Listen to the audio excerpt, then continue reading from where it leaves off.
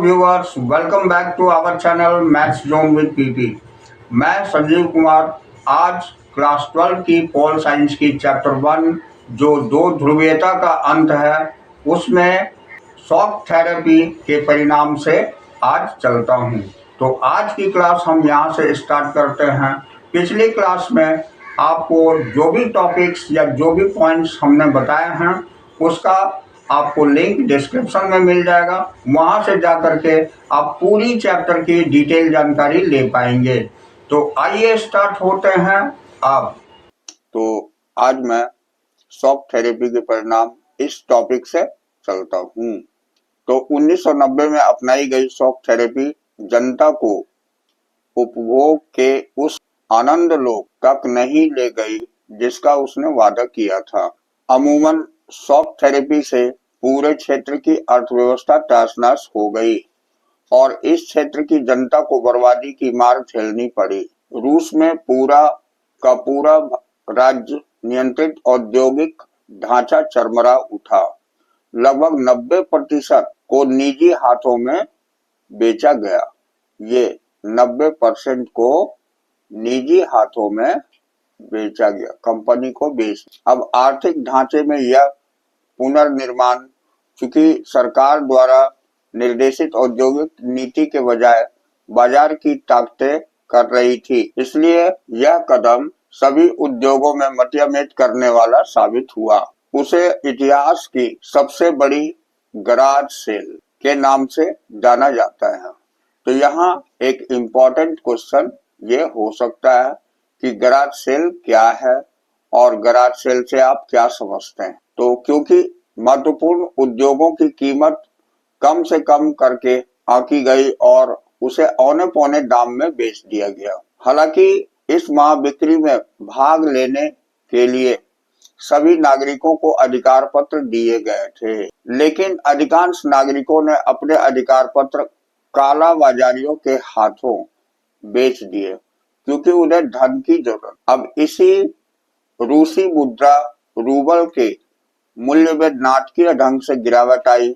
मुद्रास्फीति इतनी ज्यादा बढ़ी कि लोगों की जमा पूंजी जाती रही। तो ये चीज हम यहाँ देखें। अब देखिए आगे हम देखते हैं सामूहिक खेती की प्रणाली ये समाप्त हो चुकी थी और लोगों को अब खाद्यान्न की सुरक्षा मौजूद नहीं। रूस में खाद्यान्न की आयात करना शुरू किया। रूस जो है ये खाद्यान्न की आयात करना शुरू। तो सन 1999 में वास्तविक सकल घरेलू उत्पाद, ये 1999 में वास्तविक सकल घरेलू उत्पाद 1989 की तुलना में कहीं नीचे था। पुराना व्यापारिक ढांचा तो टूट चुका था, लेकिन इसकी जगह कोई वैकल्पिक व्यवस्था नहीं हो पाई थी। अब देखिए तो समाज कल्याण की पुरानी व्यवस्था को क्रम से नष्ट किया गया। सरकारी रियायतों के खात्मे के कारण ज्यादातर लोग गरीबी में पड़ गए। ये सरकारी रियायतों के खात्मे के कारण ज्यादातर लोग गरीबी में पड़ गए। मध्य वर्ग समाज के हाशिए पर आ गए और अकादमिक बौद्धिक कामों में जुड़े लोग या तो बिखर गए या बाहर चले गए। कई देशों में माफिया वर्ग, जिसको हम जरायम पेशा लोग कहते हैं, उभरा। ये माफिया वर्ग उभरा और उसने अधिकतर आर्थिक गतिविधियों को अपने नियंत्रण में ले लिया। निजीकरण ने नई विषमताओं को जन्म दिया। पूर्व सोवियत संघ में शामिल रहे गणराज्यों को, खासकर रूस में अमीर और गरीब के बीच तीखा विभाजन हो गया। पहले की व्यवस्था के विपरीत अब धनी और निर्धन लोगों के बीच बहुत गहरी आर्थिक असमानता थी। पहले से ज्यादा धनी और गरीब के बीच आर्थिक असमानता हुई। अब आर्थिक बदलाव को बड़ी प्राथमिकता दी गई और उस पर पर्याप्त ध्यान भी दिया गया, लेकिन लोकतांत्रिक संस्थाओं के निर्माण का कार्य ऐसी प्राथमिकता को साथ नहीं हो सका। इन सभी देशों के संविधान हड़बड़ी में तैयार किए गए। ठीक है। अब रूस सहित अधिकांश देशों के राष्ट्रपति को कार्यपालिका प्रमुख बनाया और उसके हाथ में लगभग हर संभव शक्ति थमा दी गई। फलस्वरूप संसद अपेक्षाकृत कमजोर संस्था रह गई। अब मध्य एशिया के देशों में राष्ट्रपति को बहुत अधिक शक्तियां प्राप्त और इसमें कुछ सत्तावादी हो गए। मिसाल के तौर पर तुर्कमेनिस्तान और उज्बेकिस्तान के राष्ट्रपतियों ने पहले 10 वर्षों के लिए अपने को इस पद पर बहाल और उसके बाद समय सीमा को आगे 10 वर्षों के लिए बढ़ा। इन राष्ट्रपतियों ने अपने फैसलों से असहमति या विरोध की अनुमति नहीं दी। अधिकतर देशों में न्यायिक, सांस्कृतिक और न्यायपालिका की स्वतंत्रता को स्थापित करने का काम करना अभी भी बाकी है। रूस सहित अधिकांश देशों की अर्थव्यवस्था सन 2000 में यानी अब आजादी के 10 साल बाद खड़ा होना शुरू हुआ। इन अधिकांश देशों की अर्थव्यवस्था के पुनर्जीवन का कारण था खनिज तेल और प्राकृतिक गैस और धातु जैसे प्राकृतिक संसाधन का निर्यात। अब रूस, कजाकिस्तान, तुर्कमेनिस्तान, उज्बेकिस्तान और अजरबैजान तेल और गैस के बड़े उत्पादक देश हैं। बाकी देशों को अपने क्षेत्र में तेल की पाइपलाइन गुजरने के कारण फायदा हुआ। इस एवज में उन्हें किराया मिलता है और एक हद तक विनिर्माण का कार्य भी शुरू हुआ। अब हम आते हैं संघर्ष और तनाव। तो यहाँ है पूर्व सोवियत संघ के अधिकांश गणराज्य संघर्ष की आशंका वाले क्षेत्र हैं। अनेक गणराज्यों ने या पूर्व सोवियत संघ के अधिकांश गणराज्य संघर्ष की आशंका वाले क्षेत्र हैं। अनेक गणराज्यों ने गृह युद्ध और बगावत को झेला है। इसके साथ साथ इन देशों में बाहरी ताकतों की दखल भी बढ़ी है। इससे स्थिति और भी जटिल हुई है। अब रूस के 2 गणराज्य चेचन्या और दागिस्तान में हिंसक अलगाववादी आंदोलन चले। मॉस्को ने चेचन विद्रोहियों से निपटने का जो तरीके अपनाए और जिसे गैर जिम्मेदार तरीके से सैन्य बमबारी की, इसमें मानवाधिकार का व्यापक उल्लंघन हुआ, लेकिन इससे आजादी की आवाज दबाई नहीं जा सकी। तो अब देखिए मध्य एशिया, ये तजाकिस्तान 10 वर्षों यानी 2001 तक गृह युद्ध के चपेट में रहा। इस पूरे क्षेत्र में कई सांप्रदायिक संघर्ष चल रहे हैं। अजरबैजान का एक प्रांत नगर्नो कराबाख है।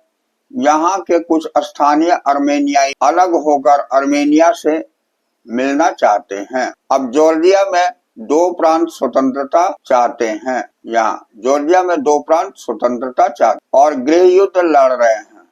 अब यहाँ यूक्रेन, किर्गिस्तान और जॉर्जिया में मौजूदा शासन को उखाड़ फेंकने के लिए आंदोलन चल रहे हैं। तो कई देश और प्रांत नदी जल के सवाल पर आपस में भिड़े हुए हैं।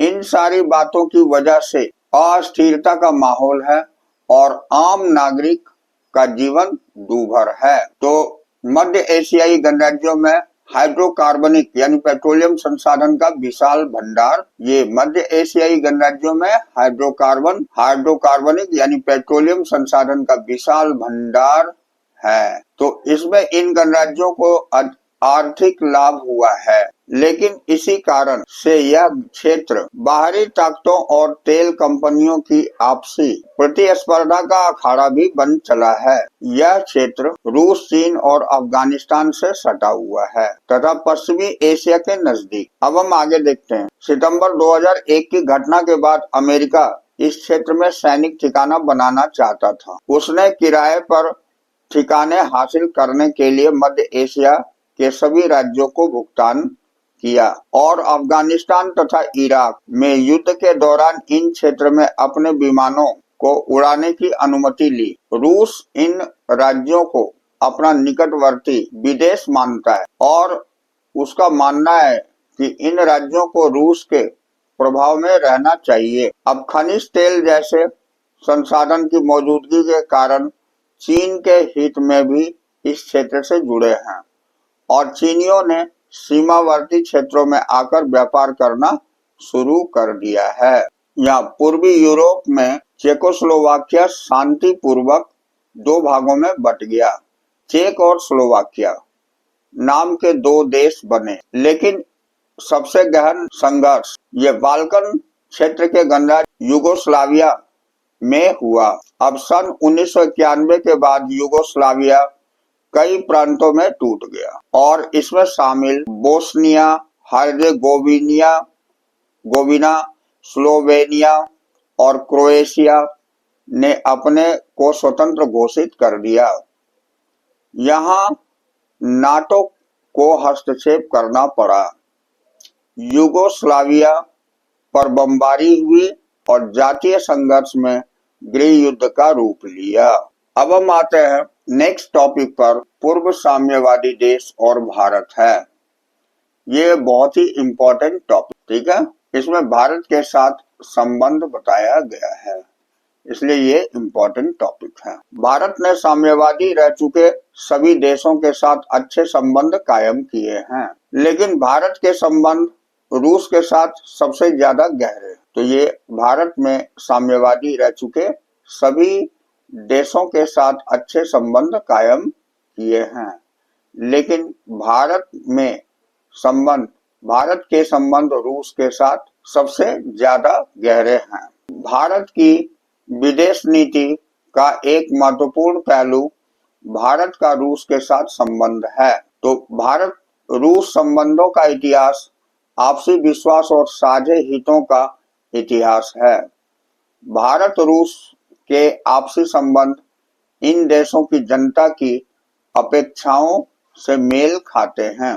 ये भारतीय हिंदी फिल्मों के नायक में राज कपूर से लेकर अमिताभ बच्चन तक रूस और पूर्वी संघ के बाकी गणराज्यों में घर घर जाने जाते हैं। आप इस क्षेत्र में हिंदी फिल्मी गीत बजते सुन सकते हैं और भारत यहाँ से जनमानस का एक अंग है। तो इतना गहरा संबंध हमारे भारत का रूस के साथ। अब हम देखते हैं कि रूस और भारत दोनों का सपना बहुध्रुवीय विश्व का है। तो बहुध्रुवीय विश्व से इन दोनों देशों का आशय यह है कि अंतरराष्ट्रीय फलक पर कई शक्तियों का मौजूद हो, यानी ये इम्पोर्टेंट पॉइंट है। रूस और भारत दोनों का सपना बहुध्रुवीय विश्व का है और बहुध्रुवीय विश्व से इन दोनों देशों का आशय यह है कि अंतरराष्ट्रीय फलक पर कई शक्तियां मौजूद हो। अब सुरक्षा की सामूहिक जिम्मेवारी हो, यानी किसी भी देश का हमला हो तो सभी देश उसके लिए खतरा माने और साथ मिलकर कार्रवाई करे, तो क्षेत्रीयताओं को ज्यादा जगह मिले। अंतरराष्ट्रीय संघर्षों का समाधान बातचीत के द्वारा हो। हर देश की स्वतंत्रता विदेश नीति हो और संयुक्त राष्ट्र जैसी संस्थाओं द्वारा फैसले किए जाए। इन संस्थाओं को मजबूत, लोकतांत्रिक और शक्ति संपन्न बनाया जाए। 2001 के भारत रूस सामरिक समझौते के अंग के रूप में भारत और रूस के बीच 80 द्विपक्षीय दस्तावेजों पर हस्ताक्षर हुए हैं। भारत को रूस के साथ अपने संबंधों के कारण कश्मीर, ऊर्जा आपूर्ति, अंतर्राष्ट्रीय आतंकवाद से संबंधित सूचनाओं के आदान प्रदान, पश्चिमी एशिया में पहुंच बनाने तथा चीन के साथ अपने संबंधों में संतुलन लाने जैसे मसलों में फायदे हुए हैं। रूस को इस संबंध से सबसे बड़ा फायदा यह है कि भारत रूस के लिए हथियारों का दूसरा सबसे बड़ा खरीदार देश है। अब भारतीय सेना को अधिकांश सैनिक साजो सामान रूस से प्राप्त होते हैं। चूंकि भारत तेल के आयातक देशों में से एक है, इसलिए भी भारत रूस के लिए महत्वपूर्ण है। उसने तेल के संकट की घड़ी में हमेशा भारत की मदद की है। भारत रूस से अपने ऊर्जा आयात को भी बढ़ाने की कोशिश कर रहा है। ऐसी कोशिश कजाकिस्तान, तुर्किस्तान के साथ भी चल रही है। इन गणराज्यों के साथ सहयोग के अंतर्गत तेल वाले इलाकों में साझेदारी और निवेश करना भी शामिल है। अब रूस भारत की परमाणुिक योजना के लिए भी महत्वपूर्ण है। तो रूस ने भारत के आंतरिक उद्योग में भी जरूरत के वक्त क्रायोजेनिक रॉकेट देकर मदद की है। अब भारत और रूस विभिन्न वैज्ञानिक परियोजनाओं में भी साझेदार है। तो ये थे भारत और रूस का संबंध। तो इस तरह आज हमारी ये चैप्टर समाप्त होती है। अगले दिन फिर हम मिलेंगे नेक्स्ट चैप्टर में। तो that's all this chapter. We will meet again on the next class.